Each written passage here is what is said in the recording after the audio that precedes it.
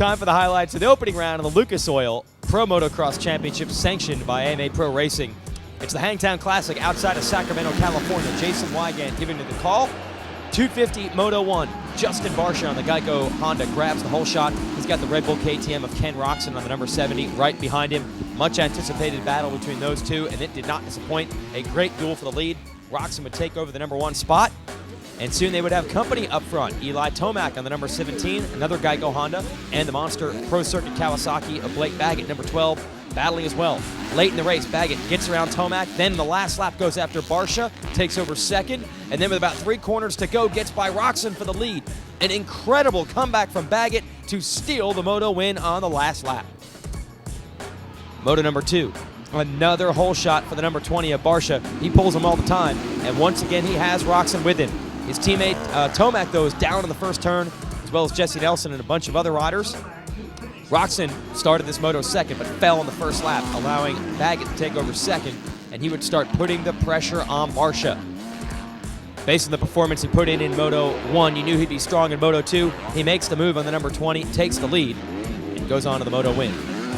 Roczen would rally from that early crash to take third, but there was nothing that he or anyone else could do about Baggett's charge. He goes 1-1 on the day. Ivan Tedesco, welcome back to the 250 class with 4th. Tomac salvages a 5th. James Stewart returning to action for full time for the first time in this tour since 2008. And he wasted little time putting his brand new Yoshimura Suzuki up front. Here he is battling the Chaparral Honda of Andrew Short for the lead in Moto 1. They swapped a couple times on the first lap with Davey Millsaps in the hunt as well on the Joe Gibbs Toyota Yamaha. There's Stewart taking over the lead from Short. From there, he would pull away. Great battle for second between Short, Millsaps, and Stewart's teammate, Brett Metcalf on the number 24 Suzuki. These three would go at it, swapping the spots back and forth. Millsaps would try to get Short, then Metcalf got them both. Then eventually the Red Bull KTM of title favorite Ryan Dungey overcome a bad start and catch them as well. They all got around Short. Then Millsaps got around Metcalf, and then late in the race, the 5 Dungey would get Metcalf for third as well. But there was no stopping Stewart. 1 moto in the books and 1 moto win for him. Well done, James. Moto 2, hole shot for Mike Alessi on the number 800 Moto Concepts bike. Dungey and Stewart are right there. That's the battle the fans wanted to see. Short and Millsaps were there as well. Millsaps crashed back. Dungey tried to take the lead from Alessi. Alessi passed him back. Then Stewart tried to get Alessi and made it stick.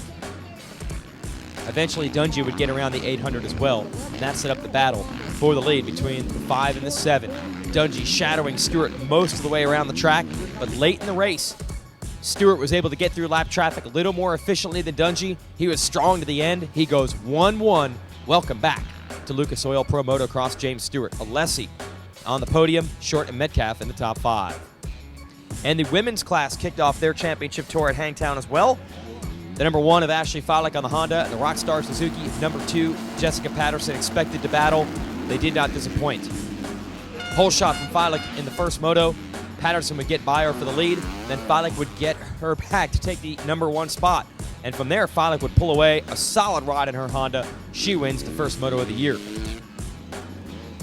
There's Patterson in second. Everyone expected them to battle again in Moto 2, but this one turned crazy.